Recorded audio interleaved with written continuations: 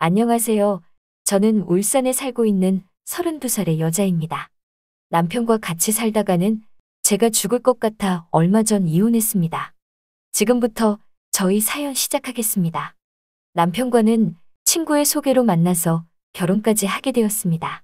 남편은 그 당시 33세였고 저와는 3살 차이가 났어요. 그리고 이름은 강정호입니다. 저희는 2년을 사귀었습니다. 연애 기간 동안 정호 씨는 제게 자상하고 다정하게 대해주었어요. 제가 장이 좀 약한 편이라 음식을 먹을 때 많이 조심하는데요. 정호 씨는 삼겹살을 구워 먹을 때도 안 익은 곳이 없나 하며 잘 익혀서 구워주었고, 아이스크림은 다 먹으면 안 된다며 제가 반쯤 먹었을 때 자기가 뺏어가서 먹고, 매운 음식이며 강한 음식들은 피하는 등 장에 안 좋은 음식들은 신경 써서 먹도록 배려해 주었어요. 그리고 몸살이라든지 장염 낌새가 보이면 바로 병원으로 데려가 수액을 맞춰가며 건강에 신경을 많이 써줬습니다. 이렇게 배려심 많고 다정한 남자도 있구나 하며 결혼을 결심하게 되었어요. 그런데 모든 개인사적인 시간을 저에게 쏟아붓던 남편이 단 한 가지 일에는 냉정했습니다. 시댁에 제사나 묘사 등과 같은 행사가 있을 때에는 단 한 번의 불참 없이 참석을 하더라고요. 시댁이 종가집이라고 하네요. 그것도 선산 아래에 자리 잡고 있어 친인척들이 지나가면서 많이 들른다고 했습니다. 오빠 맏며느리도 힘든 자리인데 종가집이면 너무 힘든 것 아니야? 요즘 그런 게 어디 있어? 그리고 내가 장손도 아니고 장남도 아닌데 뭐. 민지 너는 그냥 형수님 옆에 붙어서 하는 신용만 하면 돼. 그리고 형이랑 나는 10살이나 차이가 나기 때문에 나도 그렇고 민지 너도 그리 할 일은 없어. 그냥 참석만 잘하면 되는 거야. 아, 그래도 왠지 많이 부담되는데. 참나.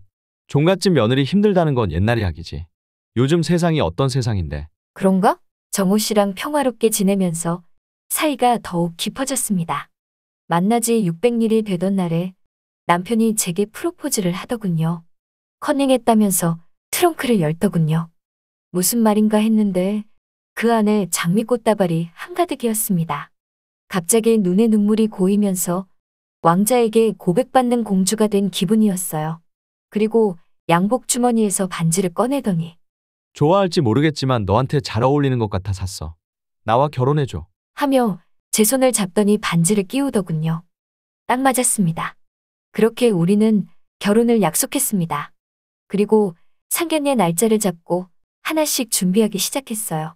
제가 부모님께 종가집인 걸 아니 우려해서인지 저희 부모님은 상견례를 하면서 종가집이라 힘든 건 없는지 여튼 종가집 며느리의 생활에 포커스를 맞춰서 대화를 하셨습니다.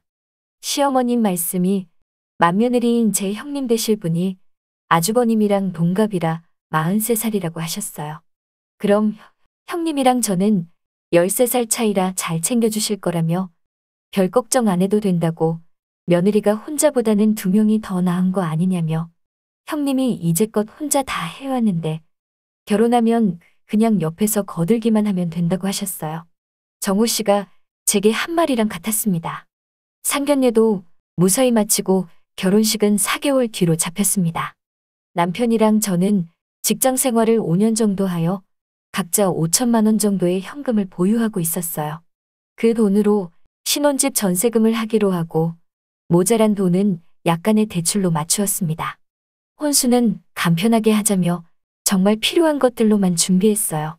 그리고 친척들과 지인들의 축복 속에 결혼식을 무사히 마치고 신혼여행을 다녀오고 한 달이 채 되지 않아 추석이 되었습니다. 명절 하루 전날부터 시댁에 가서 전부치고 튀김하며 식용유 냄새로 온몸이 뒤덮여버렸습니다. 형님은 아무 말 없이 산적이며 나물이며 밑반찬이며 국거리를 장만하시면서 분주히 보내셨어요. 결혼한 지 20년 되셨다니 거의 몸이 기계화된 것처럼 아무런 미동 없이, 그리고 쉬지도 않으시고 계속 일만 하시더라고요. 형님을 보니 체력이 좋으신 건지 대단하다는 말밖에 나오지 않았습니다. 저는 저질 체력인지 금방 지쳐버렸습니다. 생선도 구워라고 주셨는데 그것까지 할 힘이 남아있지 않았습니다. 곁눈으로 보시던 형님이 동서 많이 피곤하지. 처음이라 익숙하지 않아서 그래. 방에 가서 좀 누워있다가 와. 형님 그래도 돼요? 그래. 안 그럼 몸살 날 수도 있어. 조금 쉬다가 와. 네, 알겠습니다. 그 말이 얼마나 반갑던지 저는 곧바로 작은 방으로 가서 누웠습니다. 이불은 꺼내기가 민망하여 맨바닥에 베개만 베고 누웠는데 피곤이 쌓였는지 바로 잠이 들어버렸어요. 밭에 상추랑 깻잎, 고추를 따서 오신다고 나가신 시어머님이 들어오셔서는 새아가 너 시댁 와서 이게 무슨 일이야? 아무 일도 안 하고 자는 애가 어딨어? 어머니, 동서가 몸이 안 좋은 것 같아 제가 좀 누워있으라고 했어요. 그리고 할 일은 다 했어요. 억울한 면이 없지 않았지만 그래도 형님이 좋게 말씀해 주셔서 마음이 누그러졌습니다.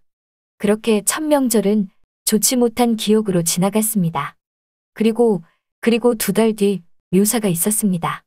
조상님들께 제사를 올리는 건데 시어머님께서 저희는 종갓집이라 빠지면 안 된다고 꼭 참석해야 한다고 하셨어요. 그렇게 해서 형님과 저를 포함해서 여자는 7명이 묘사에 참석해 제사상을 차리고 음복한다고 음식을 차려 먹었습니다. 시어머니께서 저를 부르시더니 문중행사의 여자들은 갈 필요가 없는데 1년에 2번은 참석해야 된다고 하시네요. 한 번은 벌초하는 날이고 또 한 번은 묘사 지내는 날이라고 해요. 제가 여자도 벌초하러 가나요 하고 물으니 아침 일찍 남자들이 벌초하러 갔다가 점심때쯤이면 맞춰서 오는데 허기가 지니까 바로 드시게끔 미리 구워 놓아야 된다고 하셨어요. 식당을 예약해 놓기 때문에 다른 거 준비할 것 없이 굽기만 하면 된다고요. 그런 것도 해야 하는 건지 하는 생각에 얼굴이 일그러지니까 시어머님이 그러시네요. 그 기회에 고기도 실컷 먹고 좋지 않냐고요. 저는 주말에는 쉬고 싶어요. 라고 말하고 싶었지만 차마 입이 안 떨어지더라고요. 설날이 지나고도 시아버님 생신과 제사를 지낸다고 시댁에 2번을 더 갔답니다. 한 달에 1번 이상은 시댁 행사가 있었어요. 그럴 때면 어머니는 밭에 일하러 가시고 저와 형님 그렇게 2명이서 제사상이며 생신상을 차렸습니다. 시댁 식구들 식사 중에도 계속적인 시중을 들어야 했습니다. 지금은 21세기인데 시댁만 오면 조선시대를 살아가는 듯 했습니다. 그렇게 2년이 흘러갔습니다. 제사가 있어 시댁으로 갔습니다. 제사 때 몇 번은 조퇴도 하고 했는데 계속되다 보니 직장에 눈치가 보여 그날은 6시에 마치고 갔었습니다. 물론 형님이랑 시어머님께는 미리 말씀을 드렸고요. 증조할아버지 제사라고 하네요. 정확히 12시에 제사를 지내는 지라 집에 가면 2시쯤 되기 때문에 그 다음 날은 아주 힘든 하루가 됩니다. 형님이 하라고 주신 튀김이며 전을 부치는데 형님이 제사상에 올릴 음식들을 챙겨 놓으시더니 제게 이것저것 주시면서 좀 먹어두라고 하시더라고요. 저는 형님의 챙겨주심에 감사하며 떡도 먹고 튀김이며 전도 먹었습니다. 배가 부르니 마음이 푸근해지더군요. 한두어 시간 지나서 제사 지낼 시간이 다가오는데 제 배가 요동을 치지 뭐예요. 느낌이 왔습니다. 장염인 것 같았어요. 통증이 점점 강해지고 있었어요. 남편을 찾아가 여보, 나 배가 너무 아파 라고 말했는데 남편은 인상을 쓰면서 아무 말도 없더라고요. 못 들었나 싶어 한 번 더 말했어요. 그래서 어쩌라고? 병원 가야 될 것 같아. 너무 아파. 제사 지낼 시간이 다 돼가는데 이 밤에 어딜 간다고 그래. 살뜰하게 챙겨주던 예전의 남편은 없었습니다. 그놈의 제사 조상을 잘 모셔야 된다. 조상님께 정성을 들여야 된다. 결혼하고 수도 없이 많이 들어서 귀에 딱지가 앉을 지경이었어요. 저는 형님한테만 얘기하고 콜택시를 불러 가방을 들고 혼자 병원으로 갔습니다. 가까운 종합병원 응급실로 가서 수액을 맞았습니다. 배가 진정이 되면서 눈물이 흐르는 거예요.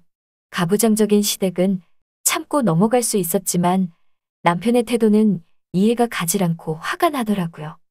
처음으로 결혼에 대한 회의를 느꼈어요. 나중에 형님께 들은 이야기인데 제가 택시 불러서 가고 난 우애약 안주라셨던 시어머님이 일하기 싫어서 엄살 부린 거 아니냐며 그러셨나 봐요. 형님이 혹시나 시어머님이 그런 이야기하면 잘 이야기하라고 귀띔해 주시는 거예요. 참 어이가 없어서 웃음밖에 안 나왔습니다. 그러던 어느 날이었어요. 시어머니가 전화하셔서는 아가 이번 주에 내려오너라. 어머니 무슨 일 있으세요? 너희 형님이 아파서 당분간 음식을 못해. 다음 주 제사가 있으니 미리 나물은 다듬어 놓아야 해. 이게 무슨 소리인가. 주말에 시댁으로 갔습니다. 형님이 위암이기라고 했습니다. 멀쩡한 산이 무너졌다는 얘기보다 더 놀라운 소식이었어요. 이 일을 어쩌나 식구 앞이 깜깜했습니다.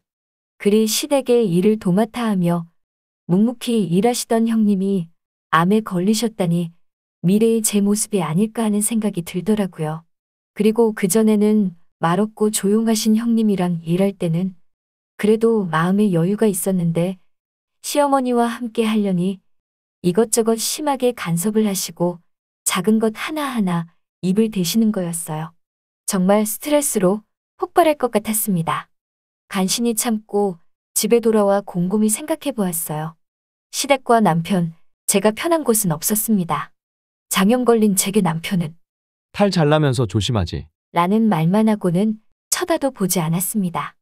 시아버님은 말씀은 없으신데 한두 번 제사 음식은 정성이 중요하단다. 라고 하셨지요. 시어머님은 그러셨죠. 너도 아들 낳아야지. 남아 선호사상이 심한 시어머님으로 인해 형님은 스트레스가 엄청났다고 하더라고요. 아들 둘을 낳고는 마음이 놓이더라고 하셨어요. 이런저런 생각을 하며 저는 제 건강이 중요하고 목숨이 중요하다는 결론에 도달했습니다. 이렇게 살다가는 저도 형님처럼 암에 걸릴 것 같더라고요. 남편에게 이혼 서류를 내밀었어요. 남편은 이게 무슨 일이냐며 펄쩍펄쩍 뛰었지만 저는 더 이상 이렇게 살 수 없다고 하면서 우선은 짐을 싸들고 친정으로 갔습니다. 협의 이혼이 안 되면 이혼 소송으로 가려고 했는데 남편이 지쳤는지 도장을 찍어주더라고요. 이렇게 저는 32살의 이혼녀가 되었습니다. 오늘의 사연 마치겠습니다.